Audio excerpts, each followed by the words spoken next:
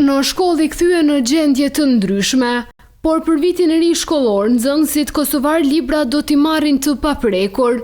E që të sigurojnë të tilla, duhet të aplikojnë qysh nga kjo e han e deri me 9 gusht në platformën e-Kosova, në të cilën Ministria e Arsimit ka hapur regjistrimin për subvencionimin e teksteve shkollore për nxënësit e klasave të para deri të 9-ta. Po ne tash me njerë javënashme formojmë një ekip apo peqoj një task force të shkollës, të cilët e bojnë verifikimin e nxënësve të cilët kanë marrë mjetë dhe të cilët nuk kanë marrë.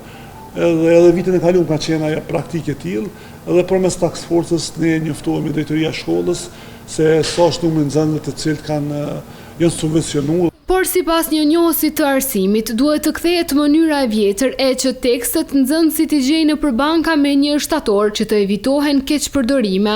Çështja e subvencionimit, aplikimit nëpërmjet e-Kosova etj. Është goxha problematike. Sikurse vitet e kaluara, si vjet me siguri që ka qenë e njëjta gjendje. Mund të ketë edhe manipulime të tjera nëpërmjet e-Kosovës. Kërkesë të njëjtë kanë edhe nga Këshilli i Prindërve të kryeqytetit.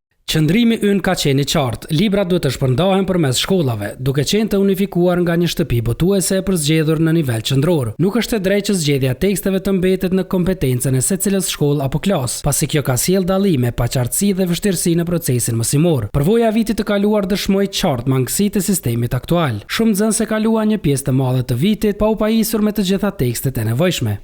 Përveç filloristëve, nga përfaqësuesit e prindërve thonë se në këtë skemë duhet të përfshihen edhe nxënësit e shkollave të mesme, pasi kjo sipas tyre përbën një pabarazi që duhet të korrigjohet.